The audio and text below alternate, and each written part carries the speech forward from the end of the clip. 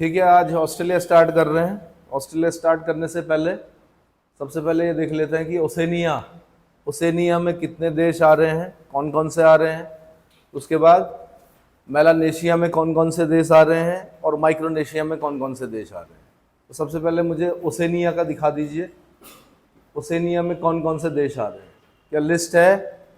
List निकाल रखी है? लिस्ट निकाल रखी है आपने? बताइए कौन कौन से हैं। एक तो आपके सामने सबसे बड़ा दिख ही रहा है, क्या? ऑस्ट्रेलिया, ठीक है। और बताइए और कौन दिखाई दे रहा है? पहले बड़ा बड़ा बड़ा देख लो। क्या न्यूजीलैंड आ रहा है?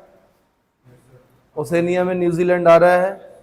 पापुआ न्यू गिनी आ रहा है। ये ऑस्ट्रेलिया हो गया, ये न्यूजीलैंड हो गया, ये पापुआ न्यू गिनी हो गया। और कौन आ रहा है? फिजी आ रहा है। फिजी यूपीएससी का क्वेश्चन रहा है। फिजी भारतीय मूल के लोग रहते हैं, सुआ कैपिटल है इसकी। और सोलोमन आइलैंड ये आ रहा है। और किरिबाती, नौरू, टोगो, किरिबाती, इसमें कवर हो रहा है क्या? किरिबाती इसमें दिखाई दे रहा है। नौरू हो गया, टुवालू हो गया, किरिबाती इसमें, किंगस्टन हो गया, वेलिंगटन ना। किरिबाती है इसमें, हाँ 2G के ऊपर। ये ठीक है, किरिबाती दिख रहा है। और टोगो देखिए तो, टोंगा, ठीक है। और ये ओसनिया के देश थे, ठीक है। अब इसके बाद अगर हम बोलें कि मेलानेशिया, मेलानेशिया में कौन कौन से देश हैं और माइक्रोनेशिया में कौन कौन से देश हैं, ढूंढिए। मेलानेशिया में पापुआ न्यू गिनी है, सोलोमन आइलैंड है, फिजी है, इंडोनेशिया है,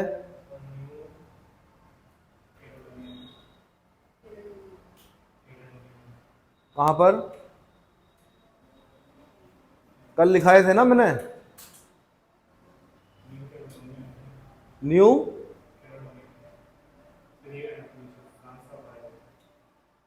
फ्रांस का पार्ट है, ये न्यू कैलिडोनिया फ्रांस, ठीक है। और वनातू, ये वनातू। तो ये आप डाउनलोड मतलब अपने ग्रुप में भेज दिया आपने सब, ठीक है। और कोई है इसमें? इसके बाद माइक्रोनेशिया में कौन सा है? किरिबाती। माइक्रोनेशिया में कौन कौन है? किरिबाती। और ये किरिबाती दिख रहा है यहां पर, हाँ जोर से बोलो भाई, स्पेलिंग बताइए। GU कहीं दिख रहा है यहां पर? बहुत छोटे छोटे से आइलैंड जैसे देश हैं, इसलिए दिक्कत होती थोड़ा देखने में।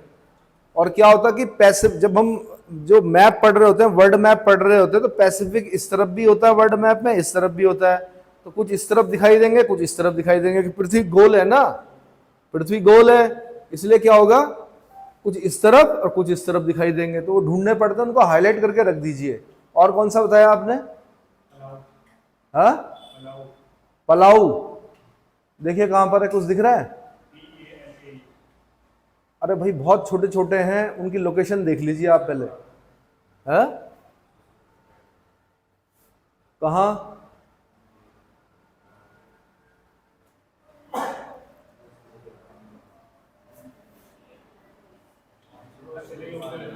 हाँ जी, दूसरा निकालो। अरे बहुत कलरफुल मैप हो रहा है, इसमें थोड़ा दिक्कत हो रही है देखने में। कहाँ? ये बिल्कुल। और इनकी अगर कैपिटल हो सकती तो बहुत अच्छी बात है, कैपिटल भी अगर याद कर लेंगे। और नौरू, ठीक है, ये यूएनओ के भी सदस्य देश रहे हैं बहुत पहले। जब नौरू, टोगो, किरिबाती यूएनओ में शामिल हुए थे तो उस जमाने में प्रश्न आया था कि भाई यूएनओ में शामिल होने वाले 3 नए देश कौन से, बहुत पहले की बात है। नौरू, टोगो, किरिबाती, छोटे छोटे आइलैंड हैं, मतलब आप ये समझ लीजिए कुछ तो ऋषिकेश से भी छोटे क्या है आइलैंड और देश हैं। आगे मार्शल, मार्शल आइलैंड, ठीक है। और फेडरेटेड स्टेट ऑफ माइक्रोनेशिया, और हाँ KOSRAD, ढूंढना थोड़ा सा, RAE,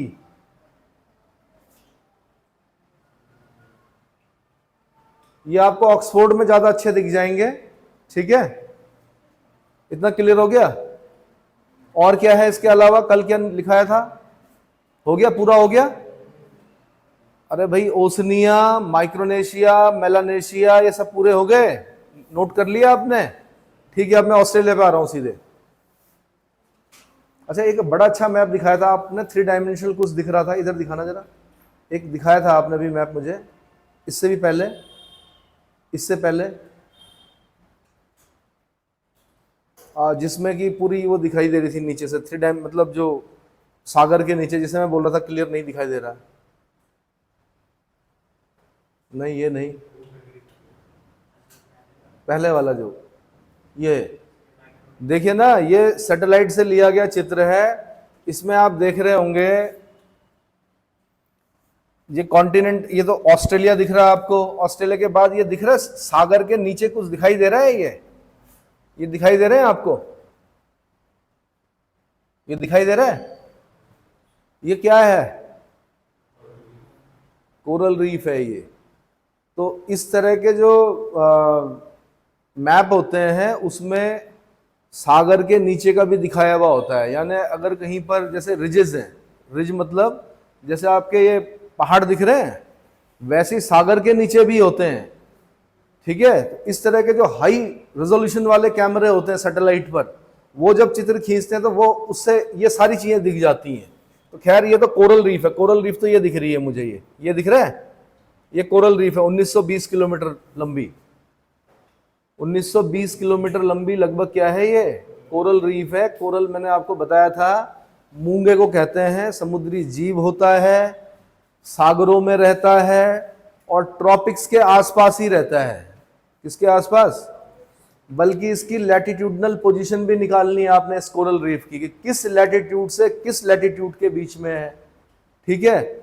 ना तो ये बहुत गर्म जल में रहता है, ना बहुत ठंडे जल में रहता है, ना बहुत गंदे जल में रहता है, ना बहुत साफ जल में रहता है। मतलब अगर कहीं पर कोई फ्रेश नदी, फ्रेश वाटर क्या कर रही, गिरा रही है, तो वहां पर भी नहीं रहता है। सागरीय चबूतरों पर अपना क्या करता है, घोंसला बनाता है या अपनी बस्ती बसाता है, ठीक है। और क्या करता है भाई, अपने चारों ओर खोल बनाता है। कुछ समय उसका टाइम पीरियड होता है, जैसे हम लोगों का जीवन काल होता है वैसे उसका भी होता है। उसके बाद वो भी क्या हो जाता है, मर जाता है। फिर उसी के बगल में दूसरा कोरल क्या करता है, और चूना खाता है। ये क्या खाता है, अगर कोई अवसाद युक्त जल हम इस मतलब जैसे यहां से कोई तेल का टैंकर जा रहा है या हमने गंदगी कर दी बहुत ज्यादा, तो क्या होगा, अवसाद जो होंगे ना उससे बंद हो जाएगा कोरल का मुंह, जिससे क्या होता है, उसकी मृत्यु हो जाती है। क्या हो जाती है, मृत्यु हो जाती है। या अचानक से सागर का टेम्परेचर बढ़ जाए माना, तो भी उसकी मृत्यु हो जाती है। और मृत्यु होने को क्या बोलते हैं, मतलब क्या होता है कि कोरल ना अपना रंग खो देता है, ब्लीचिंग बोलते हैं उसको। क्या बोलते हैं, ब्लीचिंग। तो ये बड़ी समस्या हो रही है कई जगह पर, जो हमने मनुष्य ने जो छेड़छाड़ की है सागरीय सागरों के साथ, या जिस तरह के हम केमिकल नदियों में छोड़ रहे हैं, या जो भी चीजें कर रहे हैं, जो गंदगी हमने फैलाई है, उसकी वजह से कई जगह पर खतरा आ गया है। किस पर, कोरल रीफ्स पर। तो ब्लीचिंग हो रही है वहां पर। तो अगर ब्लीचिंग हो गई तो समझ लीजिए कोरल रीफ खत्म होने वाली है। और अगर कोरल रीफ खत्म हो रही है तो हमारे एनवायरनमेंट के लिए अच्छा संकेत नहीं होता है। समझ में आया। तो कई बार क्या होता है कि तेल के जहाज होते हैं वो डूब गए या उससे तेल रिस गया। तेल रिसने से क्या होता है, कई जो मराइन्स होते हैं उनकी मृत्यु हो जाती है। साथ में कोरल को भी क्या होता है, बहुत नुकसान पहुंचता है। इतना क्लियर हो गया। तो इस तरह के अगर मैप देखेंगे तो ऐसे ही आप अटलांटिक ओशन वाला मैप निकाल के देखना, उसमें मिड अटलांटिक रिज दिखेगी आपको। वो यूपीएससी का क्वेश्चन होता है। क्या होता है? मिड अटलांटिक रिज मतलब अटलांटिक के बीचों बीच एस के आकार की एक रिज दिखेगी। वहां पर कॉन्टिनेंट, वहां पर जो दो प्लेटें हैं वो एक दूसरे से क्या हो रही हैं, दूर जा रही हैं। नीचे से मैग्मा आ रहा है और एक स्थलाकृति का क्या हो रहा है, निर्माण हो रहा है। तो एस के आकार की है, तो उसमें पूरे नाम याद करने पड़ेंगे आपको। क्या करने पड़ेंगे? मतलब आपका सिर्फ जमीन पर पढ़ने से काम खत्म नहीं होता ज्योग्राफी में, सागरों के अंदर भी पढ़ना है आपने। तो उसके नाम रखे हुए हम लोगों ने।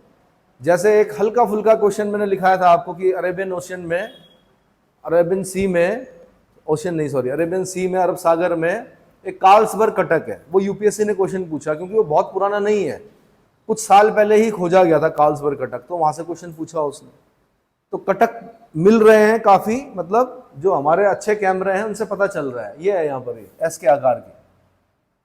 तो ये इस तरह का, ये मैप नहीं कह रहा हूं मैं, इससे अच्छा जो 3 डायमेंशनल क्या दिखाए, तो हर जगह पर उसके नाम होंगे, वो भी याद करने हैं आपने। यूपीएससी का पेपर देने के लिए यूपीएससी जैसी सोच डेवलप करनी पड़ती सबसे पहले। इतना क्लियर हुआ? ठीक है।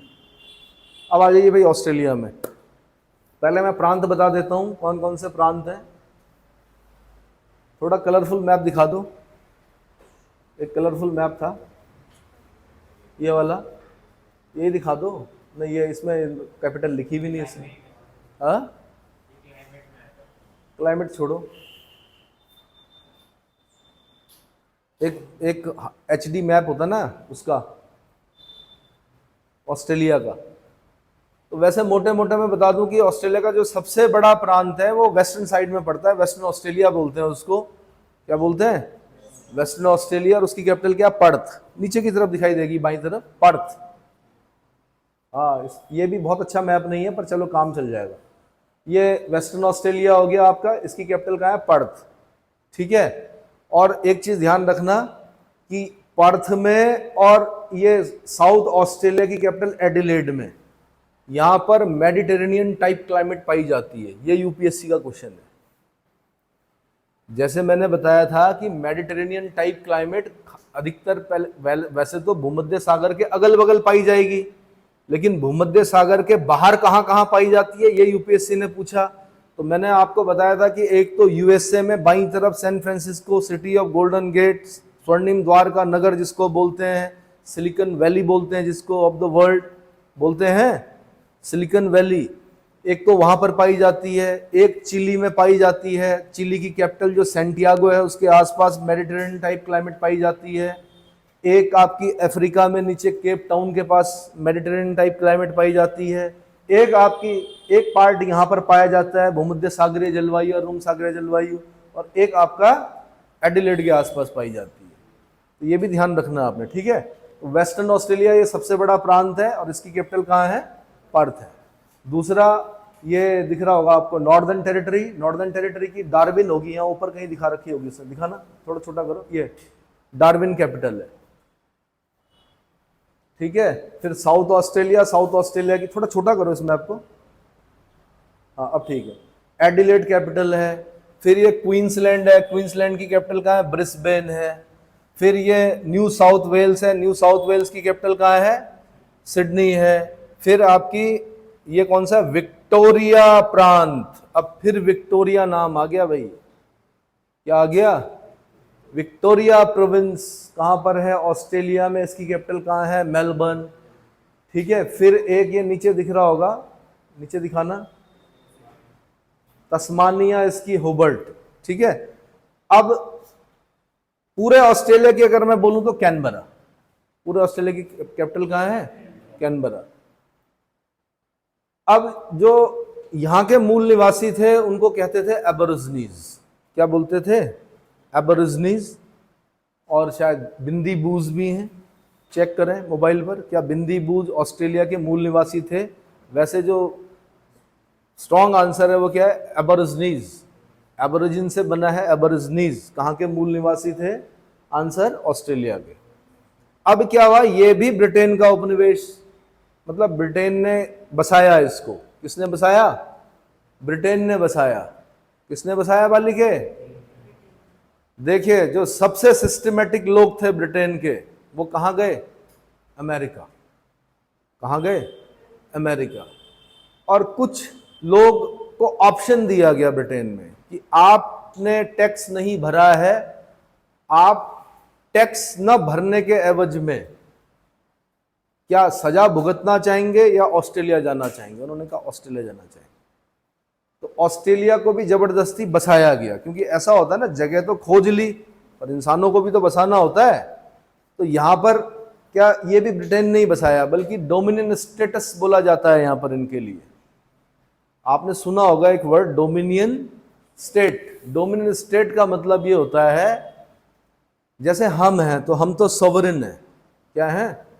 जब हम अपना प्रियम्बल पढ़ते हैं कि we the people of India having solemnly resolved to constitute India into a sovereign, socialist, secular, democratic republic and to secure to all its citizens justice, social, economic, political, पढ़ते हैं, liberty of thoughts, expression, belief, faith and worship। तो वो जो sovereign word है ना, वो ये बताता है कि हम अपने आंतरिक और बाह्य किसी भी फैसले, किसी भी ट्रीटी के लिए स्वतंत्र हैं। मतलब हमारे पास हमारे एक राष्ट्राध्यक्ष जिन्हें हम राष्ट्रपति बोलते हैं, सारे कार्य उनके नाम से होते हैं, यानी हम किसी भी बाह्य सत्ता के अधीन नहीं है। बट अगर इसकी बात करें ऑस्ट्रेलिया की, तो ये माना जाता है कि इसका ये डोमिनेंट स्टेट है एक तरह से। ये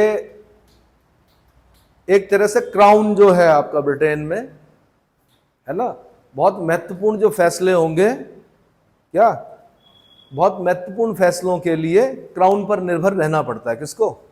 ऑस्ट्रेलिया। बाकी सरकारें चलती हैं, अब तो खैर जमाना बदल गया, बहुत कुछ अपने आप ही होता है ना। जैसे अमेरिका तो अलग हो गया था, अमेरिका की क्रांति आपने पढ़ी होगी, बट ऑस्ट्रेलिया में ये बोला जाता है। ठीक है। इवन ये भी बताया जाता है कि 26 जनवरी 1950 से पहले भारत की स्थिति कैसी थी? तो हम डोमिनेंट स्टेट थे। तब हम क्या थे? डोमिनेंट स्टेट, क्योंकि राष्ट्रपति तो हमारे बाद में बने ना। क्या बने भाई? 26 जनवरी 1950 को हम रिपब्लिक डे मनाते हैं। क्यों मनाते हैं? रिपब्लिक मतलब क्या होता है? रिपब्लिक का मतलब क्या होता है? रिपब्लिक का मतलब आप बोल रहे हैं कि संविधान लागू हुआ इसलिए रिपब्लिक है। रिपब्लिक का मतलब होता है कि जो राष्ट्राध्यक्ष है वो वंशानुगत नहीं होगा, अपितु चुना जाएगा। रिपब्लिक का मतलब क्या होता है? राष्ट्राध्यक्ष जो हमारा है वो वंशानुगत नहीं होगा। ऐसा नहीं होगा कि हमारी जो महामहिम द्रौपदी मुर्मू हैं, अब उनके परिवार से कोई बनेगा राष्ट्रपति, ऐसा नहीं होगा। यानी हर बार क्या होगा? इलेक्शन होगा और तब जाके क्या होंगे? राष्ट्रपति चुने जाएंगे। तो रिपब्लिक का मतलब होता है, क्या होता है? थोड़ा सा पॉलिटी लेके आ गया मैं ज्योग्राफी में, कोशिश करो समझने की उसको। राष्ट्राध्यक्ष वंशानुगत नहीं होगा, अपितु चुना जाएगा। इतना समझ में आ गया? ठीक है। और रिपब्लिक जो हमने लिया है, गणतंत्रात्मक शासन व्यवस्था, वो कहां से लिया है? फ्रांस से लिया हमने। फ्रांस में कई रिपब्लिक हुए, उसमें से हमने 4th रिपब्लिक से लिया है। क्या? जब फ्रांस का 4th रिपब्लिक चल रहा था, वहां से हमने रिपब्लिक ली है, गणतंत्रात्मक शासन व्यवस्था। ठीक है, समझ में आ रहा है? तो थोड़ा इन शब्दों को भी पढ़ो। लोकतंत्र का मतलब क्या होता है? गणतंत्र का मतलब क्या होता है ना? सॉवरेन, संप्रभु का मतलब संपूर्ण प्रभुत्व संपन्न का मतलब क्या होता है? समाजवादी का मतलब क्या होता है? पंथ निरपेक्ष का मतलब क्या होता है? ठीक है, ये पॉलिटी में पढ़ाना है मैंने, पॉलिटी में सब कुछ बताऊंगा मैं आपको। ठीक है। अब लोकतंत्र का मतलब क्या होता है? हाँ, अब्राहम लिंकन की सबसे अच्छी डेफिनेशन है, government by the people, of the people and for the people. ठीक है ना? जनता के द्वारा, जनता के लिए और जनता के लिए, जनता द्वारा, जनता की। ऐसा ही है, government by the people, of the people and for the people. चलो, तो ये समझ में आ गया आपके। तो ब्रिटेन ने जब बसाया तो एक सिस्टम था यहां पर कि ये जो पार्ट है ना, ये पूरा डेजर्टेड पार्ट है, बीच वाला। क्या है? तो जो यहाँ के मूल निवासी थे एबोरिजिनीज, उनको तो अंदर की तरफ धकेल दिया गया। साथ में मैंने एक क्वेश्चन दिया था, बिंदी बूज यहीं के थे, चेक किया। अब तो डेटा भी फ्री है भाई, ये व्यवस्थाएं कर रखी हैं आपको, जितना मर्जी यूज करो। अब ये आपके ऊपर है कि नोट्स डाउनलोड करते हो या पिक्चरें डाउनलोड करते हो या वेब सीरीज डाउनलोड करते हो। वेब सीरीज डाउनलोड करोगे तो क्या होगा?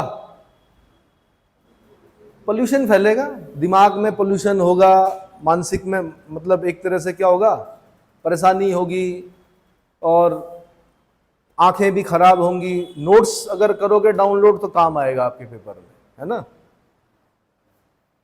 तो क्या बोला मैंने, तो एबोरिजिनीज को अंदर की तरफ भगा दिया गया, क्योंकि ये पूरा मैंने कहा डेजर्टेड पार्ट है। 6 डेजर्ट पढ़ने हमने यहाँ पर, क्या पढ़ने हैं? 6 डेजर्ट। एक पढ़ना हमने ग्रेट सैंडी डेजर्ट, एक पढ़ना हमने गिब्सन डेजर्ट, एक पढ़ना हमने ग्रेट विक्टोरिया डेजर्ट, एक पढ़ना हमने सिम्पसन डेजर्ट, एक पढ़ना हमने स्टुअर्ट डेजर्ट। कहीं पे आया स्टुअर्ट लिखा हुआ? यहाँ इसने लिखा हुआ? हाँ, ये है, इसमें नहीं लिखा हुआ स्टुअर्ट डेजर्ट। और एक और डेजर्ट है, कौन सा? विक्टोरिया डेजर्ट आया कहीं पर? ये ग्रेट विक्टोरिया डेजर्ट तो आ गया। हाँ नहीं, वो अलग चीज है। उत्सृत कूप अलग चीज होती है, आर्टिजियन वेल्स अलग चीज होती है। आर्टिजियन वेल्स तो बहुत बड़ी चीज है भाई। तानामी डेजर्ट, बिल्कुल। तो great sandy desert, Gibson desert, Simpson desert, great Victoria desert, Tanami desert और स्टुअर्ट डेजर्ट, ये 6 डेजर्ट के नाम याद करने हैं। इसमें से देख लो, 2 चीजें महत्वपूर्ण हो गई, एक ग्रेट विक्टोरिया डेजर्ट इंपॉर्टेंट हो गई और विक्टोरिया प्रांत इंपॉर्टेंट हो गया। विक्टोरिया नाम से 2 चीजें आ गई यहां पर, कौन कौन सी? एक विक्टोरिया डेजर्ट और एक विक्टोरिया प्रांत। ठीक है, यूपीएससी पॉइंट ऑफ व्यू से आपने ध्यान रखना है कि विक्टोरिया नाम की अलग अलग जो चीजें हैं वो कहां कहां पर है। ठीक है, जैसे विक्टोरिया जलप्रपात कहां है? विक्टोरिया फॉल कहां है? अफ्रीका में है। विक्टोरिया लेक कहां है? अफ्रीका में है। विक्टोरिया आइलैंड कहां पर है? कनाडा में है। विक्टोरिया डेजर्ट कहां है? ऑस्ट्रेलिया में है। विक्टोरिया प्रांत कहां पर है? आंसर ऑस्ट्रेलिया में है। विक्टोरिया राजधानी किसकी है? तो सेचेल्स करके हमने पढ़ा था, उसकी राजधानी, यानी अफ्रीका का सबसे छोटा जो देश है सेचेल्स, उसकी राजधानी कहाँ है? विक्टोरिया। और एक विक्टोरिया हमने शायद कनाडा की तरफ भी कैपिटल पढ़ी है, एक किसी प्रांत की कैपिटल पढ़ी हमने, है ना। अब क्या हुआ कि ऑस्ट्रेलिया के जितने बड़े शहर हैं ये सब किनारे किनारे बसे हुए। देख रहे होंगे आप, सिडनी नाम सुना है, ओलंपिक हुए थे कभी यहाँ पर। कैनबरा किनारे बसा हुआ, मेलबर्न किनारे बसा हुआ, एडिलेड किनारे बसा हुआ, पर्थ किनारे बसा हुआ, डार्विन किनारे बसा हुआ। और जितने बड़े बड़े शहर हैं वो आप सब कहाँ दिख रहे हैं आपको? किनारे किनारे दिख रहे हैं। इसका मतलब ये है कि आने वाले समय में जब कभी ग्लोबल वार्मिंग अपने चरम पर होगी या ग्लोबल वार्मिंग के इफेक्ट देखे जाएंगे, तो सबसे ज्यादा जो भुगतने वाला देश होगा वो कौन होगा?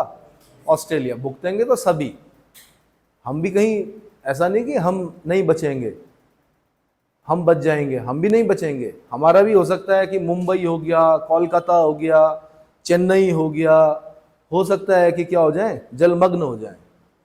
क्या हो जाए? अब हमारे यहाँ यादव बंधु बैठे हुए हैं, तो आपको पता होगा कि बहुत समय पहले कथा है कि कृष्ण ने कहा भाई यादव लोग सब निकल लो यहाँ से, क्योंकि क्या है? द्वारिका डूबने वाली है। ऐसे ही था। तो यादव लोगों ने कहा नहीं भाई भगवान, हम तो यहीं रहेंगे। तो शायद कुछ लोग निकल गए, है ना, इसीलिए आप लोग यहाँ पे तैयारी कर रहे हैं। बाकी लोग बताए जाते हैं कि यादव लोग द्वारिका मतलब जलमग्न जब हुआ, है ना, तो द्वारिका डूब गई, द्वारिका के साथ ही क्या हो गए? यादव लोग भी। तो कुछ लोग जो चले गए होंगे, जिन्होंने कहना माना होगा भगवान का, उन्हीं के वंशज हैं आप लोग। तो उनको शुक्रिया कीजिए पितरों को कि वो लोग, उन्होंने सही डिसीजन लिया, इसलिए आप लोग हो। ठीक है,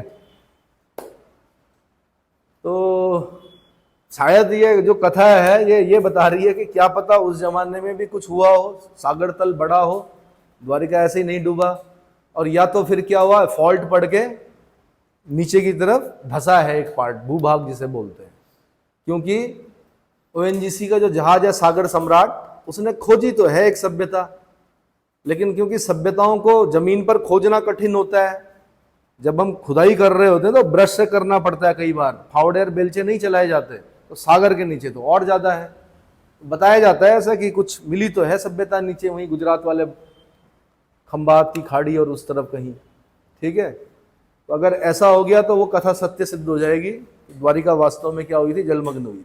ठीक है, तो ये भी जलमग्न हो जाएगा, साइड जितने भी बड़े शहर हैं वो सब क्या हो जाएंगे। तो ये भी क्वेश्चन बना हुआ, ग्लोबल वार्मिंग का सबसे ज्यादा जो नुकसान होगा वो किस देश को होगा, तो ऑस्ट्रेलिया को होगा।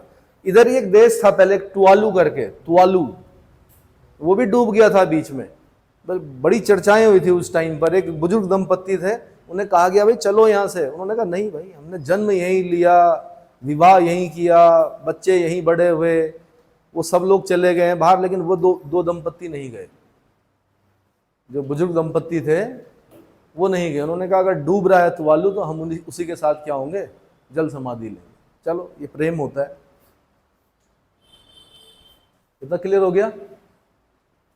ठीक है, एक अभी थोड़ी देर पहले एक सज्जन बोल रहे थे कि उत्सृत कूप, आर्टिजियन वेल्स, ये यहाँ की विशेषता है। दरअसल जो क्वींसलैंड वाला क्षेत्र है, ये एक बड़ा क्षेत्र ऐसा है जहां पर कि उत्सृत कूप या आर्टिजियन वेल्स मिलते हैं, पाताल तोड़ कुएं भी बोलते हैं उसको।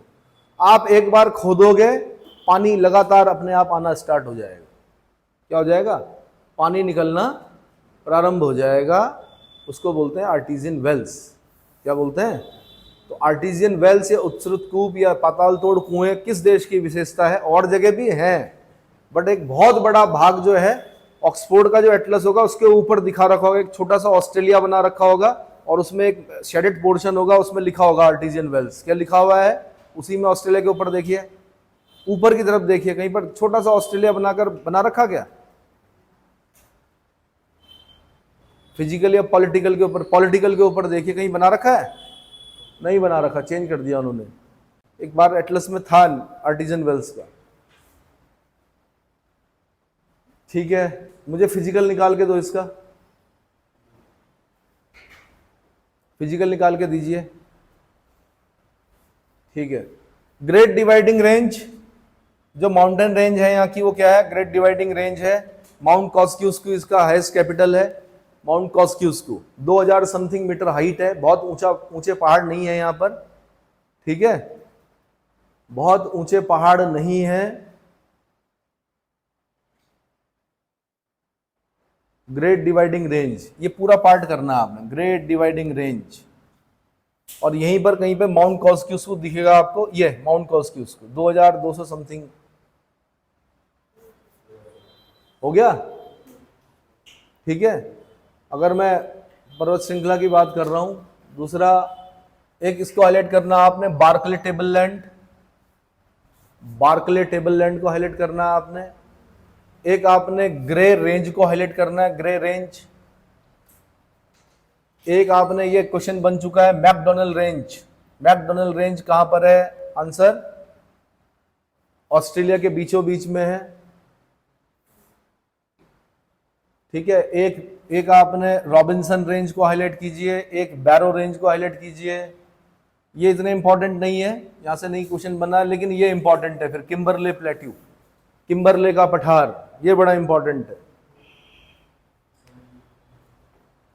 मैंने साउथ अफ्रीका में भी बताया था आपको, साउथ अफ्रीका में 2 पॉइंट बताए थे मैंने। जोहान्सबर्ग किस चीज के लिए प्रसिद्ध है? सोने के लिए, गोल्ड के लिए। और वहां पर किम्बरले किस चीज के लिए प्रसिद्ध है? हीरे के लिए। लेकिन यहाँ का किम्बरले जो है वो किस चीज के लिए प्रसिद्ध है? गोल्ड के लिए। ऐसे ही कालगुरली और कूलगार्डी, इसमें नहीं लिखा हुआ है, अपने एटलस में ढूंढिए। कौन सा बताया मैंने? कालगुरली और कूलगार्डी, वो भी गोल्ड के लिए फेमस है, गोल्ड माइंस के लिए फेमस है। ठीक है, एक बार ये आईएएस में क्वेश्चन बना हुआ है, नल्लाबौर प्लेन्स। नल्लाबौर के मैदान कहां पर हैं? आंसर ऑस्ट्रेलिया में है, नल्लाबौर प्लेन्स। एक बार क्वेश्चन बना हुआ है कि सबसे बड़ी लेक कौन सी है ऑस्ट्रेलिया की? तो लेक आयर है, EYRE। और ये कहां पड़ती है? साउथ ऑस्ट्रेलिया में पड़ती है। बाकी और लेक भी देख लीजिए, एक लेक मैके है, एक लेक आर्गल्य है, एक लेक आपकी आयर है, लेक आयर तो मैंने बता दिया आपको, लेक आयर नॉर्थ, लेक आयर साउथ, ये सबसे बड़ी लेक है। एक लेक गिरडनर है, एक लेक टॉरेंस है, एक लेक फ्रोम है। बट इसमें ज्यादा हेडेक लेने की जरूरत नहीं है। लेक आयर से क्वेश्चन बना हुआ, सबसे बड़ी लेक कौन सी है? आंसर लेक आयर। प्यासी भूमि का देश बोलते हैं ऑस्ट्रेलिया को, क्या बोलते हैं? और द डाउन अंडर सॉब्रिक्वेट यूज होता है ऑस्ट्रेलिया के। ऑस्ट्रेलिया में बर्फ नहीं पड़ती है कहीं भी, और ना ही भूकंप आते हैं, ना ही कोई ज्वालामुखी है। ऑस्ट्रेलिया में ना तो बर्फ पड़ती है कहीं और ना ही कहीं ज्वालामुखी है, कोई ज्वालामुखी नहीं है। ठीक है,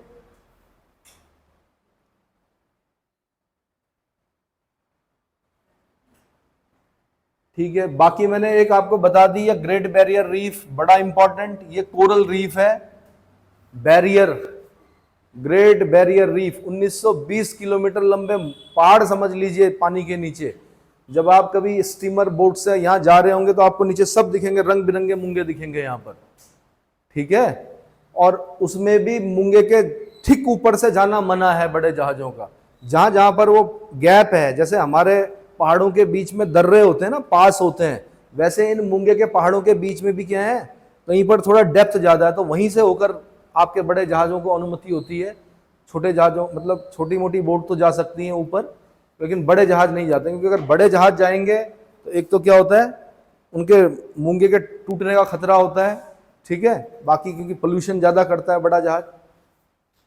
और बैरियर क्यों बोला गया है कि माना कभी सुनामी आ गई, देखिए ना, अगर कभी सुनामी आ गई इस तरफ, इधर कहीं सागर में अगर कभी भूकंप आया और सुनामी आ गई, सुनामी जापानी भाषा का शब्द है, टी से स्टार्ट होता है, सुनामी आ गई तो ये बैरियर का काम करेगी भाई। ये एक दीवार है, सीधे इसको हिट करने से पहले सुनामी, पहले किससे निपटना पड़ेगा? मूंगे के उन पहाड़ों से निपटना पड़ेगा, तो उसकी जो इंटेंसिटी है टकराने की वो कम हो जाएगी, जिससे इस तट की क्या हो सकती है, रक्षा हो जाएगी। ऐसा नहीं कि पानी नहीं आएगा, आएगा, लहरें आएंगी, बट उस इंटेंसिटी नहीं होगी उतनी जितनी कि इसके ना होने से होती।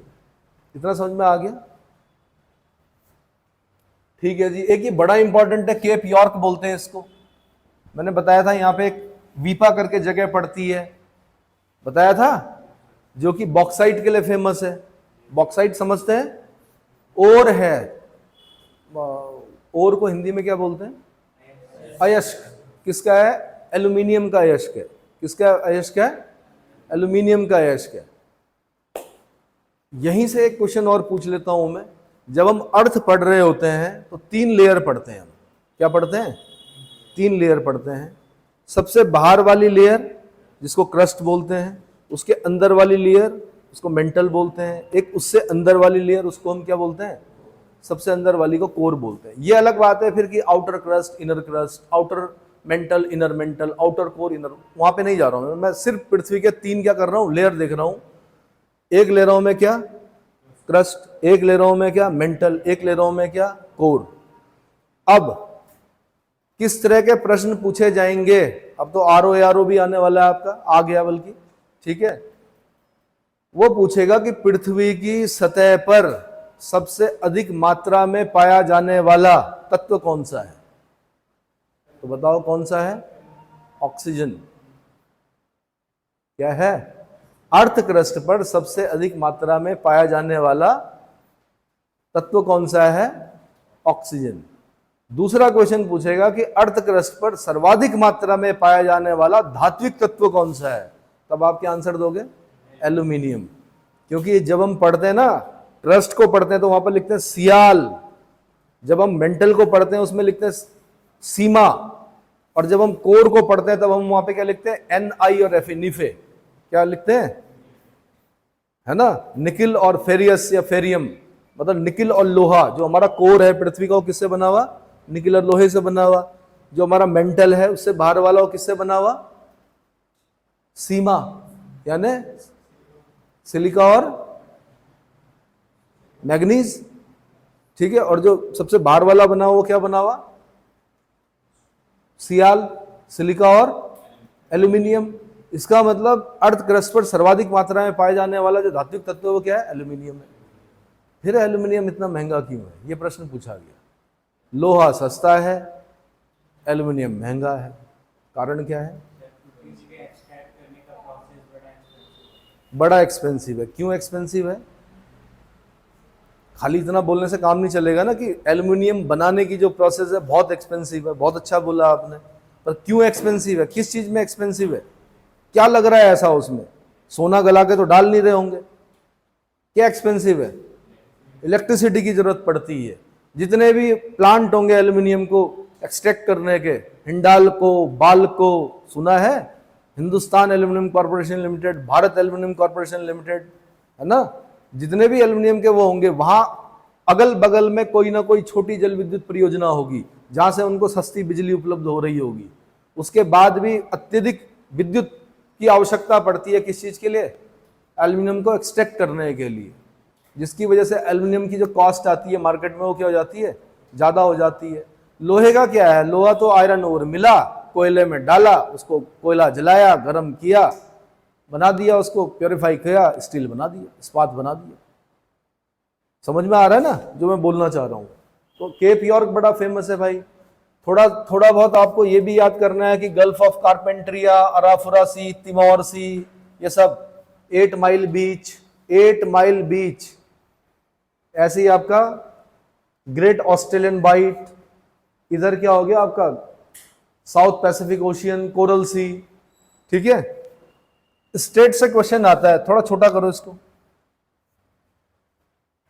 स्टेट से क्वेश्चन आता है आपका, जैसे यहां पे मैंने कहा टॉरस स्ट्रेट है, तो टॉरस स्ट्रेट किस किस को अलग कर रही है? तो ऊपर पापुआ न्यू गिनी हो गया शायद, या इसमें दिख नहीं रहा है, पापुआ न्यू गिनी, नीचे क्या हो गया?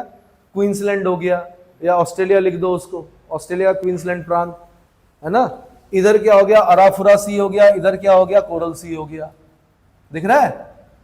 ऐसे ही यहां से क्वेश्चन पूछता है बास स्ट्रेट, इधर तस्मान सी हो गया, इधर इंडियन ओशन हो गया। ठीक है, क्लियर हो गया? अब ये प्यासी भूमि का देश है, तो क्या यहां पर कोई नदी नहीं है? नदी है भाई यहां पर। एक तो ये है डार्लिंग नदी होगी यहां पर, देखो ये जा रही है डार्लिंग नदी, ये डार्लिंग नदी आ रही है, और ये यहां एडिलेड के आसपास कहीं गिर रही है। ठीक है, एक नदी इस तरफ होगी बाईं तरफ, थोड़ा छोटा करो इसको, ये स्वान नदी। पर्थ किस नदी के तट पर स्थित है? स्वान। स्वान से याद आया, विद्यार्थी के पंच लक्षण होते हैं, स्वान निंद्रा, बगो ध्यानम, अल्पहारी, गृह त्यागी और काक चेष्टा। तो स्वान मतलब क्या होता है? कुत्ता होता है, बिल्कुल। स्वान निंद्रा, कुत्ते जैसी नींद होनी चाहिए, बगुले जैसा ध्यान होना चाहिए। बगुला मतलब एक टांग पे खड़ा रहता है, वैसे वो अपने टेम्परेचर को मेंटेन करने के लिए होता है ऐसा। ठंडे पानी में थोड़ी देर एक टांग, फिर थोड़ी देर दूसरी टांग। उसको आपने ये मान लिया कि वो क्या कर रहा है? ध्यान लगा। ध्यान तो लगाता है, मछली पकड़नी भाई, छोटी मोटी चीज नहीं है। ठीक है, और क्या है? गृह त्यागी। आप घर पर भी रहकर गृह त्याग कर सकते हैं, जरूरी नहीं है कि दिल्ली जाना है, जरूरी नहीं है कि आपने क्या करना है, घर बार छोड़ के मोबाइल से सारे नंबर डिलीट करके और चले गए। आप अपने घर में भी क्या हो सकते हो? गृह त्यागी बन सकते हो। अपना एक वॉर रूम बनाओ, उस पर सारे मैप चिपकाओ, सारे नोट्स बोर्ड्स, अपना टेबल लैम्प, अपनी चेयर, अपने थोड़ा सा रेस्ट करने का छोटा कमरा होना चाहिए, और दिन में भी लाइट जलाकर पढ़ना स्टार्ट कीजिए। आपको ये पता नहीं होना चाहिए कि बाहर दिन हो रही कि रात हो रही। ठीक है, और थोड़ा हवादार कमरा जिसे बोलते हैं। एसी नहीं लगाना है, पंखे से काम चलाना है। विद्यार्थी हो आप, ठीक है? पता चला कि मेंस में, जब आपका मेंस हो रहा है या प्री हो रहा है, तो मई के महीने में हो रहा है और आप बेहोश हो गए क्योंकि आपको एसी में रहने की आदत है। तो ऐसे आदतें नहीं डालनी है आपने। क्या करना है? साधारण से कमरे में जैसे विद्यार्थी का जीवन कटता है वैसे काटिए। समझ में आया? क्लॉक जरूर रखिए, जो आपकी जो डिजिटल क्लॉक होती है उसको जरूर रखिए। साथ में क्या करना है आपने? कमिटमेंट करना है, लिखना है प्रोग्राम रोज का कि आज मैंने इतना याद करना है। और रात को सोने से पहले रोज एनालिसिस करना है कि मैंने अपने कमिटमेंट को पूरा किया या नहीं किया। अगर नहीं किया इसका मतलब ये क्या नहीं कर रहा है, ढंग से काम नहीं कर रहा है, तो उसको सुधारने का प्रयास करना है आपने। ठीक है, थोड़ा सा फिजिकल जरूरी है, फिजिकल भी करना है। स्कीपिंग कर सकते हैं आप, रस्सी कूद बहुत अच्छी एक्सरसाइज मानी जाती है। थोड़ा सा ध्यान, ध्यान समझते हो, आपकी मर्जी है, अपने ग्राम देवता का, इष्ट देवता का, जिसका भी करना है, ठीक है, या अपना ध्यान करना है, आध्यात्म जिसे बोलते हैं। ध्यान कीजिए, आपके जो न्यूरॉन्स हैं उनके आकार स्वतः बढ़ने स्टार्ट हो जाएंगे। ठीक है, फालतू की दुनियादारी में नहीं पड़ना है, पर ऐसा भी नहीं कि सब कुछ त्याग दिया। शादियों में जाना है, आधे घंटे के लिए जाना है, खाना खाना है, थोड़ा अगर डांस कर सकते हैं वो भी करना है, उसके बाद घर आके फिर पढ़ना है। ये नहीं कि दूल्हे के साथ दूल्हे बन गए, है ना, दुल्हन के साथ दुल्हन बन गए और डेड बॉडी के साथ डेड बॉडी बन गए, यानी शमशान घाट में, है ना, पता चला कि किसी की मृत्यु पर आप बस घर से लेकर वहाँ शमशान में एक होते हैं ना, कौन, जिन्हें कहा जाता, जो काम करते हैं जलाने वलाने का, क्या कहा जाता उन्हें? अरे यार, चांडाल बड़ा पुराना शब्द हो गया, कुछ और वर्ड यूज कर लो। तो पता चला आप भी वही कार्य कर रहे हैं और जब तक क्या नहीं हुआ। तो ये बताना चाह रहा हूं मैं, ठीक है, social work at my own level, social work at your own level, वो अच्छी चीज है, बट फिलहाल पढ़ाई के दौरान थोड़ा साधु बन जाओ। ठीक है, कहां तक पहुंचे? एक बार यहां पे क्वेश्चन पूछा कि एक रॉक है जो रंग बदलती है, नाम बताएंगे मुझे? देखिए, एक रॉक है जो दिन भर में धूप के साथ कई बार, यानी पूरे दिन भर में कई बार रंग बदलती है। यूपीएससी का क्वेश्चन रहा है, रॉक होगी वहां पर एक, देखिए इसके अगल बगल देखिए, यहां पर कहीं मैकडोनल्ड रेंज के आसपास, स्पेलिंग बताइए। नो, आप आयर्स रॉक, आयर्स रॉक जो है वो कई बार क्या करती है, रंग बदलती है। बाकी यहां की जो एयरलाइंस है उसको क्वांटा एयरलाइंस बोलते हैं, ऑस्ट्रेलिया की एयरलाइन जो है, यही बोलते हैं, क्वांटा एयरलाइन बोलते हैं। किसको? हो सकता है कि उसका स्थानीय नाम हो, बट जब ऑप्शन में आया था तो आयर्स रॉक था उसका आंसर जो था।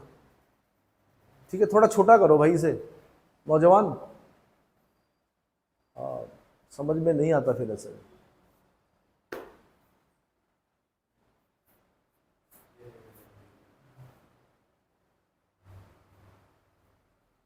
ठीक है, भेड़ पालन का काम होता है यहाँ पर ऑस्ट्रेलिया में, आपको पता है भेड़ पालन का काम होता है। तो भेड़ पालन केंद्र क्या कहलाते हैं? बहुत पहले क्वेश्चन पूछा जा चुका है, स्टेशन कहलाते हैं। क्या कहलाते हैं? स्टेशन। भेड़ पालन केंद्र क्या कहलाते हैं? स्टेशंस कहलाते हैं, स्टेशन।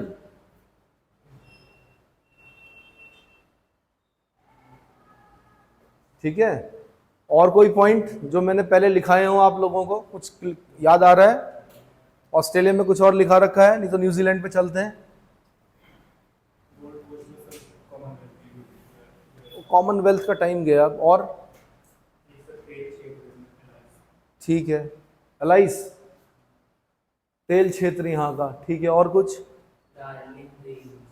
डार्लिंग रेंज इस तरफ कहीं होनी चाहिए मेरे ख्याल से, दिखा नहीं रखी इसने, यही है डार्लिंग रेंज, इसने नहीं दिखा रखी है, डार्लिंग रेंज लिख दीजिए। और बाकी इसके अगल बगल कुछ आइलैंड होंगे, Victoria range, darling range, Victoria range, और मैंने कहा कुछ अगल बगल कुछ आइलैंड दिख रहे होंगे, जैसे एक बार क्रिसमस आइलैंड से क्वेश्चन पूछा गया, देखना जरा क्रिसमस आइलैंड है अगल बगल ऑस्ट्रेलिया के, बाईं तरफ देखो, वर्ल्ड मैप में दिखेगा शायद, या ऑस्ट्रेलिया में देख लो अगर दिख रहा है तो। और तब तक मुझे न्यूजीलैंड निकाल के दे दो भाई, जगह छोड़ देना, बहुत सारे पॉइंट होंगे अभी। ठीक है, जैसे जैसे याद आते चले जाएंगे मैं बताता चले जाऊंगा, लिखाता चले जाऊंगा। फिलहाल न्यूजीलैंड, एक सामान्य परिचय दे दिया मैंने आपको ऑस्ट्रेलिया का।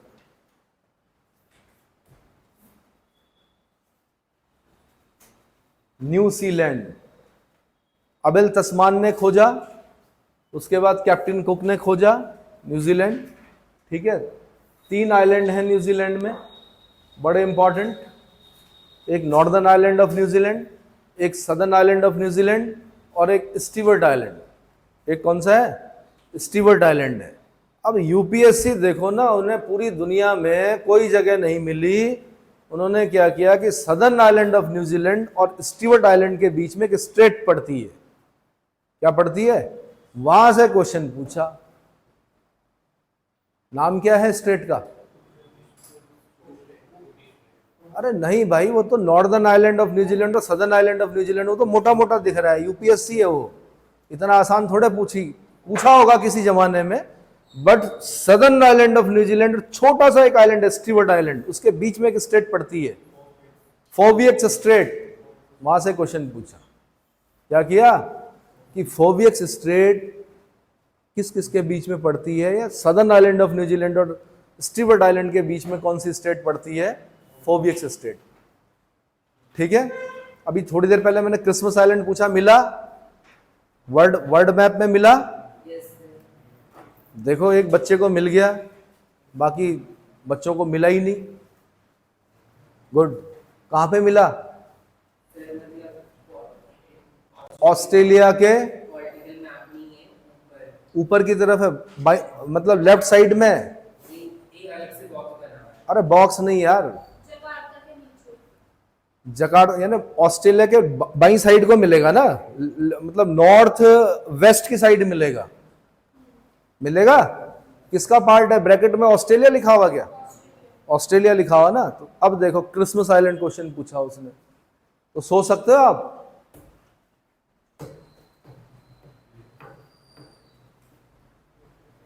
ठीक है, इसके बाद न्यूजीलैंड में मैंने आपको बता दिया। अरे दो भाई मैप दो।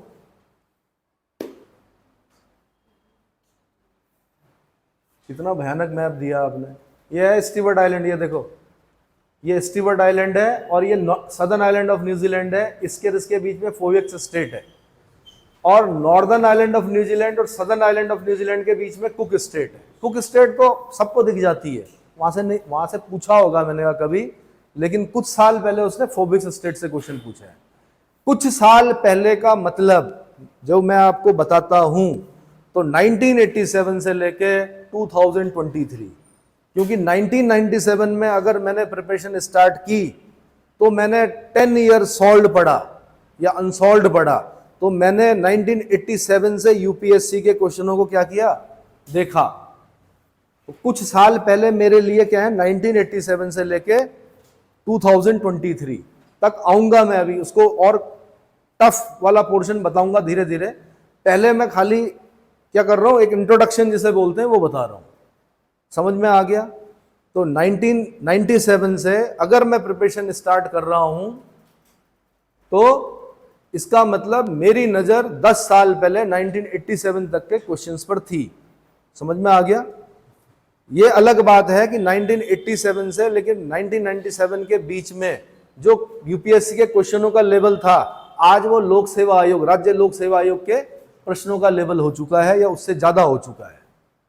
ठीक है, बट ये कहना कि उस समय आसान था जी पेपर निकालना, तो ये भी गलत है। आप कई दिव्यास्त्रों से सुशोभित हो। उस जमाने में 1997 में अगर हम उठाए हैं यूपीएससी का पेपर, तो आपको बहुत आसान लगेगा कि अरे यार आसानी है, लेकिन उस समय संसाधन नहीं थे, किताबों पर निर्भर रहना पड़ता था। कई बार मैंने कहा हमारे अंदर एक प्रश्न की जिज्ञासा होती थी और उस प्रश्न का उत्तर कई बार 6 महीने बाद मिलता था। क्या मिलता था?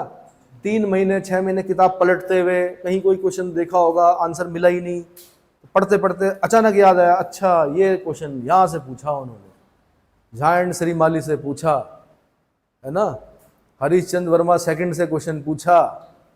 ठीक है, माजिद हुसैन के मानव भूगोल से क्वेश्चन पूछा। तो बहुत सारी पुस्तकें पढ़नी पड़ती थी, पुस्तकों पर ही निर्भर रहना पड़ता था, और पुस्तकों का जो प्रिंट होता था वो बहुत अच्छा नहीं होता था। मतलब आज तो बहुत अच्छा प्रिंट आ रहा है, थोड़ी महंगी भी, महंगी काफी महंगी हो गई है किताबें, तो लेकिन आपको पढ़ने में आ रहा है।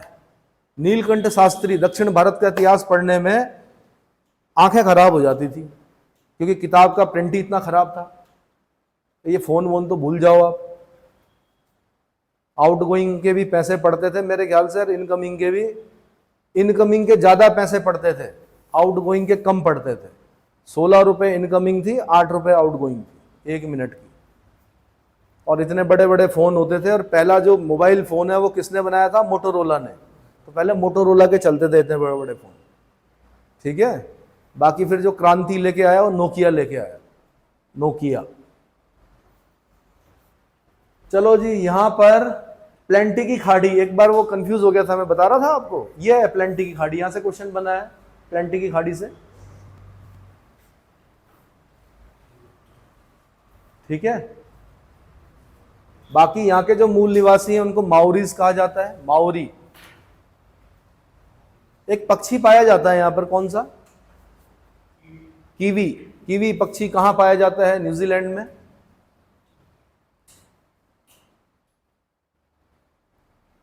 थोड़ा इसका मुझे फिजिकल दिखा दोगे? ये तो इसके प्रांत प्रांत दिखा रहा है।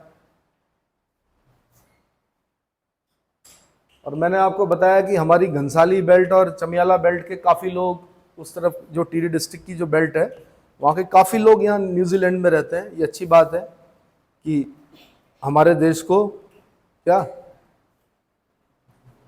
बाहर से फॉरेन करेंसी, ठीक है। दूसरा, अब यहाँ पर फिर नहीं दिखा रखा, अल्प्स पर बताया था मैंने कि एक अल्प्स जो है स्विट्जरलैंड में है, डिनारिक अल्प्स आपका वो क्रोशिया वाले क्षेत्र में थे। एक सदर्न अल्प्स हैं वो इधर पाए जाते हैं। इधर ये सदर्न अल्प्स है, हाँ ये लिखा हुआ सदर्न अल्प्स। क्या ब्लू माउंटेन भी लिखा हुआ कहीं पर? इसमें तो लिखा हुआ नहीं है।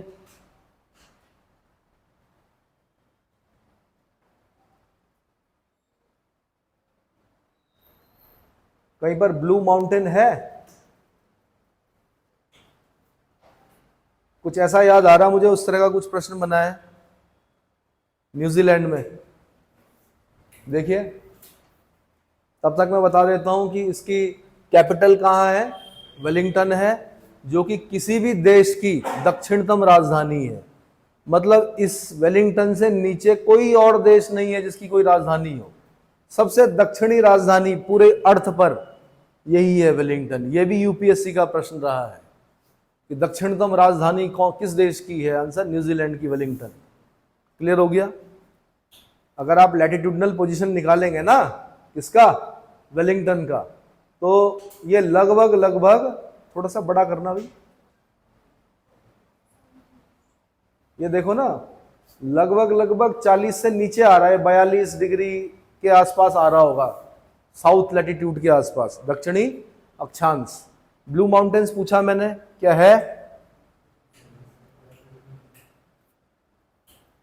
नहीं है?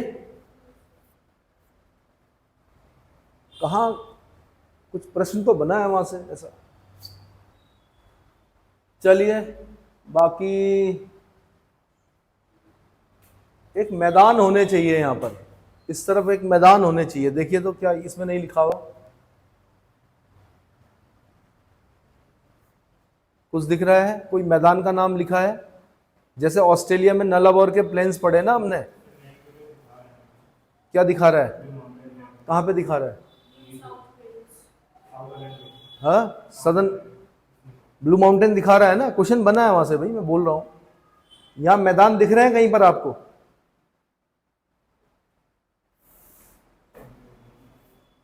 मुझे एटलस का सहारा लेना पड़ेगा अगर आप नहीं देख पा रहे हो तो। अजी, जवानी में ही आपकी आंखों में बारीकी नहीं है। हाँ, वही पूछ रहा हूं मैं। कैंटरबरी के मैदान कहां पर है? Answer New Zealand. कैंटरबरी के मैदान कहां पर है? Answer New Zealand. क्या सदर्न आइलैंड ऑफ न्यूजीलैंड में ही है? सदर्न आइलैंड ऑफ न्यूजीलैंड में लिखा हुआ कैंटरबरी प्लेन्स कहां पर है? आंसर न्यूजीलैंड में। कैंटरबरी प्लेन्स कहां पर है? सदर्न आइलैंड ऑफ न्यूजीलैंड में। केप फेयरवेल को हाईलाइट कर दीजिए, केप फेयरवेल को हाईलाइट कर दीजिए। ये यहां पर है केप फेयरवेल।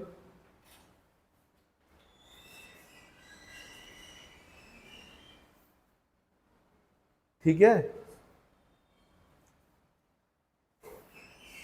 बाकी बाउंटी आइलैंड, इसको चाथाम आइलैंड, इन सबको भी हाईलाइट कीजिए, पिट करके रख दीजिए, मतलब पता होना चाहिए आपको हल्का हल्का।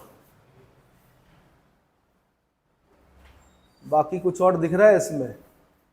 अच्छा, गेजर्स जो हैं वो यहाँ पाए जाते हैं। गेजर्स मतलब देखिए, जब वॉल्केनिक एक्टिविटीज पढ़ रहे होते हैं तो दो तीन चीजें इंपॉर्टेंट होती है। एक होता है ज्वालामुखी, वॉल्केनो पढ़ते हैं, लगभग 500 से लेके 550 के आसपास एक्टिव वॉल्केनो है।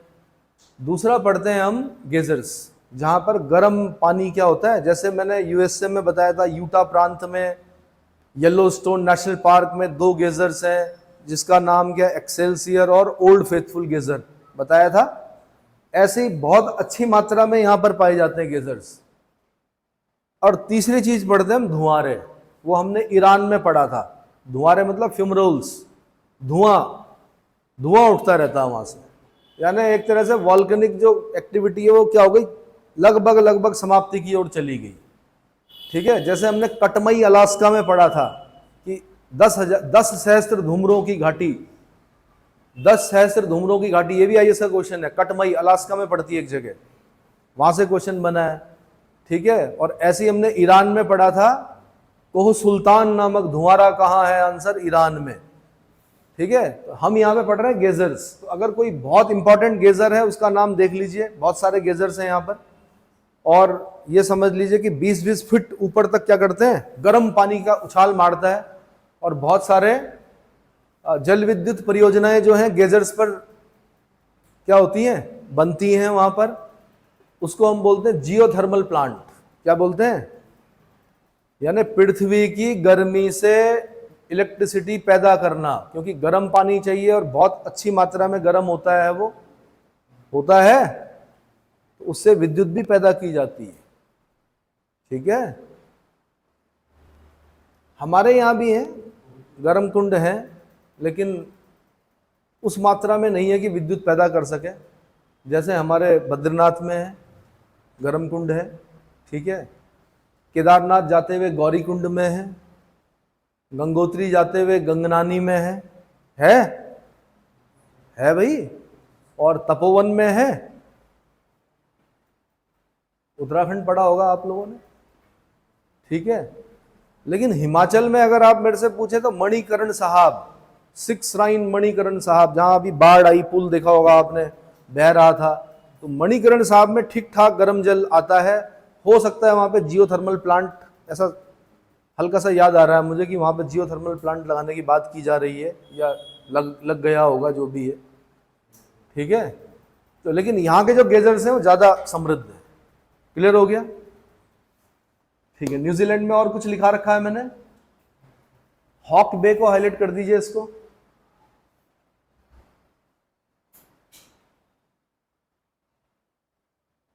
और क्या बताऊं इसमें, तो लगभग हो ही गया।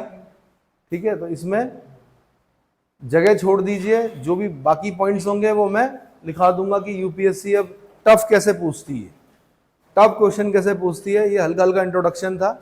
ठीक है, इसको देखते रहिए, बार बार वीडियोस को देखिए, घर में जाकर रिवाइज जरूर कीजिए। एक बार देखने से नहीं होता है। और जो भी देख रहे हैं, किस पर, मोबाइल पर जो लोग देख रहे हैं, वो एटलस का प्रयोग जरूर करें, सामने एटलस रख के ही देखें वीडियो को, वरना समझ में नहीं आएगा मैं क्या बोल रहा हूँ, है ना, वो समझ में नहीं आएगा। और ये मैं बिना तैयारी के आता हूँ यहाँ पे, मतलब कोई डिज़ाइन की हुई क्लास नहीं है। जितना मैंने पिछले 21 सालों से पढ़ा रहा हूँ, तो 21 सालों में जो मैंने जितना भी अध्यापन का कार्य किया है, तो उस हिसाब से मैं बताता हूँ। ठीक है, for the last many years मसीह कागज छुओ नहीं, कलम गई नहीं हाथ, मतलब कागज छुआ नहीं और कलम हाथ में उठाई नहीं। पुराने अनुभव पर पढ़ा रहा हूँ, आने वाले समय में क्या करूँगा, पूरा डिज़ाइन करके, डिज़ाइन मतलब ये मोटा मोटा इंट्रोडक्शन है, अभी और बारीक पढ़ना है, पूरा डिज़ाइन करके बताऊँगा फिर कैसे पढ़ा जाता है। ठीक है, इतना काफ़ी।